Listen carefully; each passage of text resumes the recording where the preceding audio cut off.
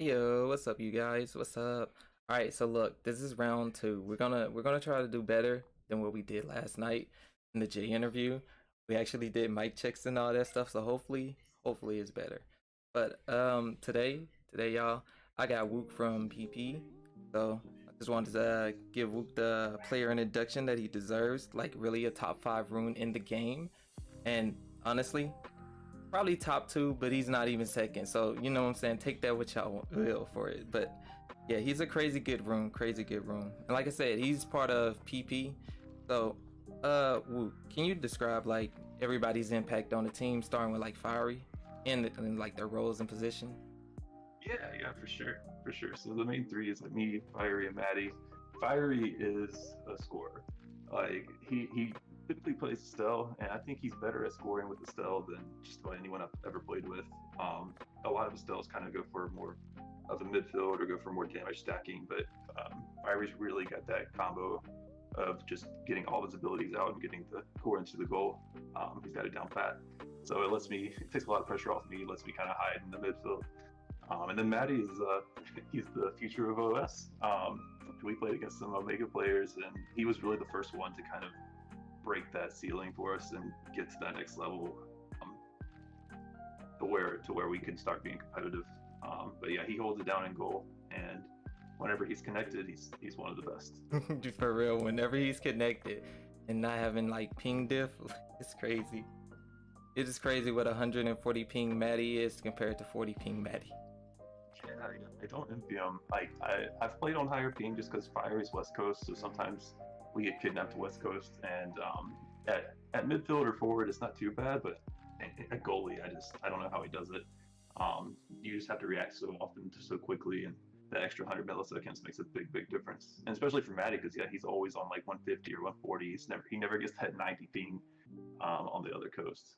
So it's a big gap for us whenever he gets kidnapped. For real, for real. And so, what about you? What is your impact on the team as well as role? Yeah, so my job is pretty much to flame Maddie whenever he lets the goal in. But no, I do my best to core control. I don't really, I'm just really kind of a bad brawler. And that's one of the reasons I've kind of gravitated towards Rune is he has the kill combo, but in general, like second by second, he is playing for the core. And that's what I enjoy doing. It's really what we as a team enjoy doing is we don't really stack damage all that often. That last meta we were trying to move that direction more, but I'm definitely much more comfortable going for the core, trying to keep the core, and then get it to Fiery whenever I know his cooldowns are up. Kind of dribble it around and then dish it to him, and then helping Maddie out whenever I can. Like I started out as the goalie on the team, so I kind of have a little bit of understanding of what goes into that position. I feel like it makes me a little bit better of a midfielder, but every so often I put Maddie in some really tough spots. Oh, for real. And then also, Maddie be putting y'all in some tough spots with them DCs. But speaking of which, y'all actually did place high in the Strikers Arcadia tournament. So close to like top three. Y'all was fourth, man. It was crazy. Like the run y'all was going on, like y'all really made like a great statement for like PP. Like you like describe like pretty much y'all whole tournament run and everything that was going on into it. You know, maybe like some of the bans for some of the teams y'all was playing up against, you know, like the scouting reports and all that. Yeah. So we actually had a couple minutes before it started because there was like it just took a little bit for us to get to our first game, and we actually were able to go through every team and kind of decide like, okay, this is our planned ban, and then we'll kind of adjust from there, which worked out well. But what we kind of realized by the end of the tournament is we should have just probably just banned X because X gave us so much trouble in that tournament. The first set that we lost, I think we let them play X twice, maybe just once. But whenever X was on the field, we got destroyed because again we're not brawlers. We don't play well against brawlers. So that was tough. And then the second set, and then not the set of the tournament, was against Ignis and his Jakar, and it was a big mistake to let Ignis have his one trick.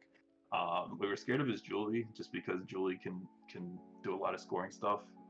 But we really shouldn't have let Ignis have Jakar. But yeah, otherwise the tournament was a lot of fun. It was really fun as a first experience for us as a team, and we got to play some really good teams. We played the EU squad, who were insanely good for the amount of ping they were on. I don't know how they were holding their own as well as they did, being on what had to be like 200 ping. I don't remember their names at this point, but Oh yeah, it it was was crazy. That was like the number one, two, or three. Like those were at least like top 10 players that at least y'all played against, like in the world, like not just EU. wow, yeah. Their play style was really aggressive, and it was fun to watch. Whenever they got the core towards our side, the goalie would come up past mid. They played so incredibly aggressive. Whenever they got their attacking chances, they dumped all their abilities together. It was really well done, and really we just ping diffed them. Like I think that on equal ping they probably take that whole tournament, but like just the goalie would miss some stuff that he definitely wouldn't have missed on 100 less ping and For stuff like real. that. Like y'all went crazy. Like even the commentator was saying like, "Oh, that's the fiery angle. Fiery angle." Like, look, we giving out people too many angles. But like, I'm not gonna lie, he was hitting that shot. It was his shot and stuff like that. And it's Yeah, crazy. It's crazy because you only got to play like Rune like one or two games. Like your main. yeah. I kind of evolved into a Rune one trick whenever Rune released, and I felt like I was the weakest of us three going into that tournament, so I didn't really worry too much about a secondary. I kind of just said, yeah, I'll play Amy. She seems kind of busted right now, because she had just gotten buffed to where her kill combo was just insane on the edge. And I didn't really anticipate being banned. Honestly thought Maddie would be banned the most. And if not Maddie, then they get tired of seeing Fiery just scoring their goalie with the Stell. But yeah, I think I was banned in like 90% of the games or something like that. So I broke out the Amy that I had less than 50 games on, and really kind of cost us the tournament with her. If I would have put in a couple more hours with the secondary, I think we had a shot at winning it all.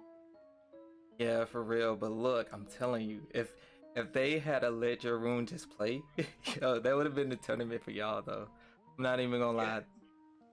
Cause yeah. It definitely took us out of our comfort zone. I feel like Rune. I think Bob's Juno can kind of counter Rune pretty hard, but otherwise, I feel confident with my Rune against any other midfielder. And the big thing that Rune brings, for me at least, is that he just has so much survivability with his teleports. Like the brawler meta doesn't really affect Rune singularly because he can TP out of it. Aside from stuff like the Andy kill combo, if you get caught at the edge, you kind of got to predict it because it's so quick.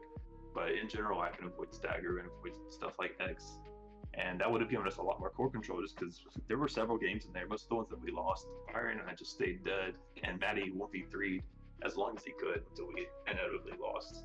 But yeah, it would have been very different if I had Rune. I definitely would have been more comfortable. But it taught me a lesson that's important. Going into April, I'm gonna kind of pick at least two characters that I'm gonna focus on. okay, okay, and look, the one game that was like everybody was just watching, the Maddie DC game. Like, oh my god, like seeing Maddie DC mid game, like run into a wall and then just leave the game and then come back, bro. Y'all won that game. That's crazy though. Like for y'all Yeah, to yeah. suffer that and then to still win. Yeah, it is. I mean, it's honestly a huge shout out to our opponents. I think it was Ignis and his team, Hamet, and I can't remember who the other person was. But shout out to them for being gentlemen and waiting on Maddie to come back. Luckily, I don't think that our squad benefit, like obviously we benefited from them being cool about it, but the lower time kind of benefits the more brawler heavy team. So it did feel like rather fair if you consider them doing the right thing there. But still, they deserve an absolute shout out for that. And yeah, it's always tense when Maddie's DCing. He had some lag issues against the EU team in our very first set, and we were kind of wondering if the whole tourney was just going to be chalked at that point. But yeah, he pulled it together, and he definitely was not the reason that we got knocked out of the tournament. So shout out to him. Let's say less. And do you got any Rune tips or tricks for anybody that's like want to like pick up Rune in April? Yeah. So the biggest thing that I don't see other Rune players do that I do all the time is, especially against characters like Julie and Asher, who like to get the ball to the corner and then just kind of stuff your goalie. Rune's pillars, his primary is basically a mini Atlas expanse. You can drop that right there in the corner, right by your goalie, and no matter what stuff they use, they'll use all of their abilities, but that pillar just shuts them down. And it's super easy. Just walk near your goalie, drop a pillar right there on them in the corner, and it saves them from getting scored on or KO'd even. it's super easy to do, super low cost, and a lot of the times the person gets stuffed and the ball or the cord just kind of trickles back out to midfield for you to pick it up. So that's the absolute biggest one. And then the other one is keeping track of teleports. I see a lot of runes that they have their teleport on one side and they're walking towards it. Just it's a super low cooldown. I hope they never change it. That's why I love the character. But anytime you're walking towards your other teleport spot, like hit that button. So those are the two things. Rune's mobility is unparalleled in the game right now. That's why I like him. I've always liked mobile characters, and then the pillar to help your goalie. No one really does it. There's more advanced stuff like stopping passes with pillars and stuff, but that tends to start getting into on goal territory. So it's best to focus on the ones that are safe, like dropping it into the corner. Speaking of own goals, like, yeah, I gotta ask, what was your like best own goal? That's like either Rune or it's just any character. Ooh, yeah, that's tough because I've had quite a few against Maddie. I tend to play a little bit looser with them than with other people. I try not to risk own goals with other people, but I've played enough games with Maddie that I feel like I can predict him. So I'll do some riskier stuff, thinking he's going to go one way and then he goes a different way and it catches me off guard. But the one that pops in my head right now is actually the last day when I was pushing for Omega, and I got stuck on Amy, and there was a ball that was just trickling back, and it was on our goal line, but going kind of horizontally into the goal. I tried to TP back past it and then hit it out, and I did not judge the range correctly, so I just stuffed Maddie. Like he managed to get it with a great Kai primary barrage, and like horizontally, but I just stuffed it right into the goal. And I felt terrible about that. He explained to me in the chat after, because we don't use comms or anything, but yeah, that was definitely the worst one that comes to mind. And then I've had some really bad Rune ones too, but Rune's pretty easy to own goal with just a few. It's similar to what happened with me with Amy. If I don't know the range, or I misjudge his range, I try and put the primary somewhere, and it just falls a little bit short, so the core will get sneak past it. Maddie gets stuck. Since it doesn't appear for the people until a third of a second after I click, it looks like I just hardcore stuffed Maddie back into our own net, and it looks really, really bad. So I've had some highlight ones. I've definitely made some goals too that I've been like, I wish I could do this on offense. I wish I could put this into the opponent's net with this much style. But yeah, I've had some really, really pretty own goals. I could probably make a montage of them.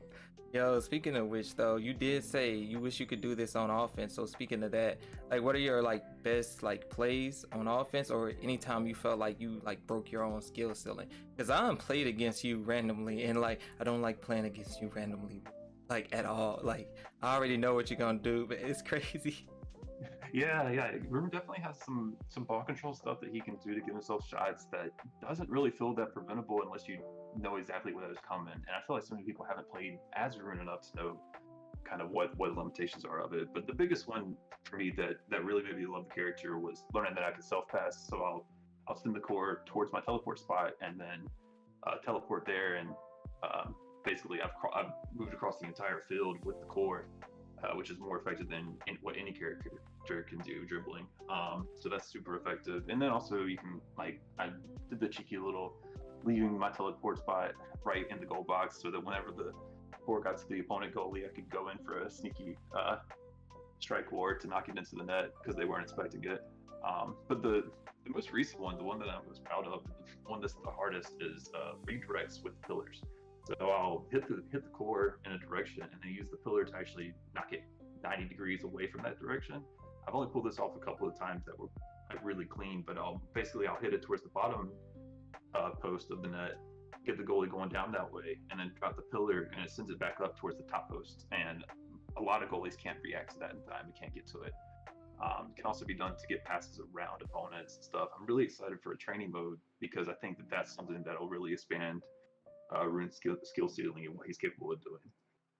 Yes, for real. Like one of the like notable like plays I seen you do, especially against me, like it was that pillar. Like you passed it down, and like I was like, oh shit, it's gonna bounce up, and then pillar, and then like it was going down, and then bounced past me, going straight upward, and then you just hit it, and going all the way up to the top goal. Nobody was over there to like stop that. Nobody was gonna be able to block that. Dubu can't roll that fast. Like, oh man, I was like, well, damn, who else but Rune? Who else but Wo0k? Like, come on. Yeah, he can definitely do some really cool self-pass stuff, especially when the core speed is pretty slow. When Hot Shot came out, I feel like it kind of was a was a passive nerf to him because once the speed of the core gets a little high, you really lose the potential to do some of those cool plays. But yeah, it's a lot of fun whenever you can pull those off. Every so often though, I'll try and make a cool play like that and end up sending the core straight back towards our own net and giving up possession or sticking my goalie in a 2v1 or something like that. But it's worth it for the times I do pull it off. Were you able to ever get the ping pong like KOs, like where you like trap the player between two pillars and just ping pong them out? Yeah, I've done it a few times. I did it whenever like I tried the build that's kind of dedicated for it, like the Castellas build, and did it a few times with that, and it was a lot of fun. But I've actually been able to do it a few times on narrows because people will be near the barrier right there on the side, and you can kind of ping pong them with the wall, and then set up another pillar so that when they leak out of the first ping pong, they go into another ping pong, and then out of the off the field. So it's tough to do, and it uses all of your cooldowns, but it's definitely really funny when it happens because the speed that the player moves at is just it's insane. And they're just bouncing around for a good 2 or 3 seconds, and then they're finally just deleted off the map. So it's fun to do, um, and it is possible with the kind of more core control heavy build. But yeah, you definitely can make it happen pretty consistently on any map with barriers with Castellas build. Speaking of builds, like what is your like favorite go-to Rune build that you like always take with you, or the one that like you felt like got you to Omega? So it's the eject button. I always run eject button on Rune, and then um, extra durable things. So it gives his pillars a little bit more hit power, and it gives them more durability. And then crossover. I love crossover. I think it's probably my favorite ability in the game right there with the eject button. Jet button on Rune is probably my favorite, but on any character, I love crossover. Just the speed boost that you get is so valuable. Helps you win 50s, like just keep the core control and even cross up goalies and stuff. Makes your dribbles more powerful. I think I run that set in probably like 99% of my games.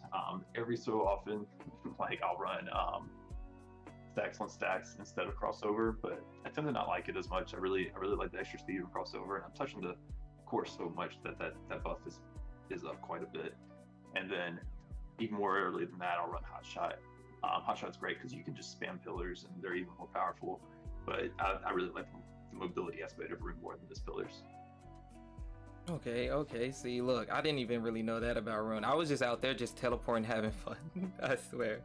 I swear. Yeah, yeah. Eject button's weird on him because you teleport somewhere and then you can go back to where you were, but like so your ejected can be on your spot, so you kind of have to move around a lot. Like a lot of the time at the beginning of a round, I'll walk straight across to the opponent's side. And, like if the core's up for grabs, I'll go for it. But I'm kind of my secondary objective at the beginning of the round is to get to the other side and get my teleports spread out so that I can kind of start chaining them and staying all over the field.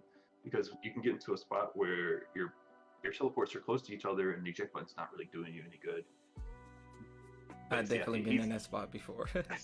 yeah, he's a super weird character that plays different from I feel like anyone else.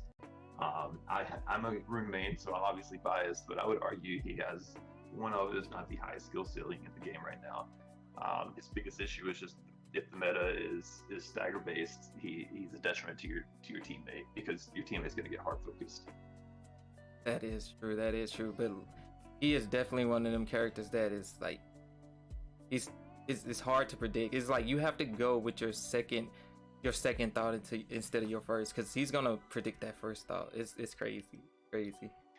Yeah, he sticks you in a lot of 50-50 situations where you're just like, okay, is this pillar going to be up or down, and I got to go the other way. Like I'll often get goalies. The kind of the straightforward thing is to put the pillar in the nearest corner, which stuffs them back. But then a goalie that's played against Rune a few times will start clearing it across the net. So then instead of putting it on the corner that they're not going to clear to anymore, you try and sneak one over across the net and just knock it straight in. So he's got some spots where if you can outthink your opponent, you can get a goal. He doesn't have the guarantees that a lot of other characters have, aside from maybe his banish if you're really good with that. But he definitely gets more 50-50 chances than just about any other character I've used. I believe it. I believe. So this is a good one. This is a good one. Who is your favorite player to play against in Omega Strikers? Yeah, that's a tough one.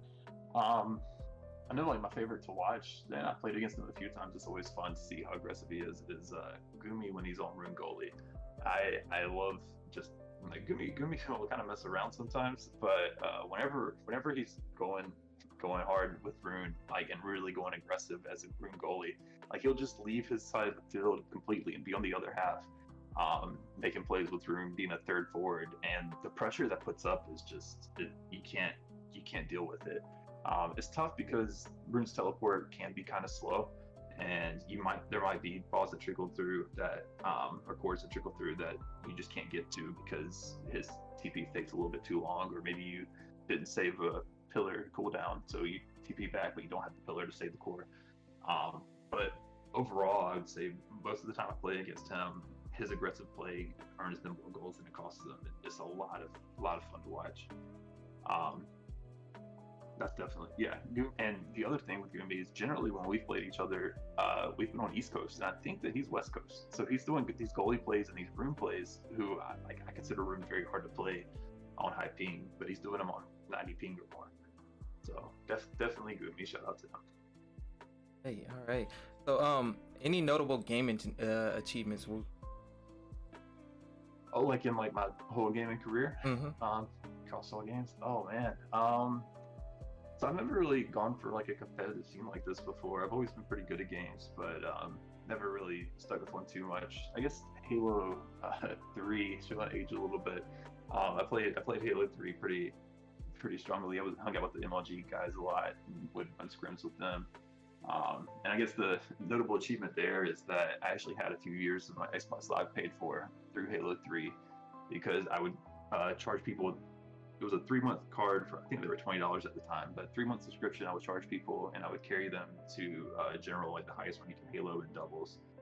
So basically, someone would pay me $20, and then we would go into doubles together. I would get them into a high end spot, to let them jump in my head, and then just 1v2 until I got them up to level 50. And I did that so many times that I can't remember how many years I had. Like 6 years of Xbox Live were paid for. Oh So my that's god. definitely a notable achievement for me. For real, for real. All right. All right, so any other games outside of Omega Strikers that you're playing just to cope until it comes back? Not really. Like I've tried a few things. Like I've kind of messed around with some stuff, but I've kind of just taken a break from gaming a little bit, working on some responsibilities. I got like gotten pretty busy at work and stuff, and I'm trying to really hammer down on that because Omega Strikers kind of makes you not so busy at work, or you find reasons not to be because you wanna be playing. So I'm kind of getting caught up, getting things done in my personal life, and hopefully gearing up for April. I am ready for it to come back, but as of now, like these past 3 weeks, I've tried a couple things, but nothing's really stuck.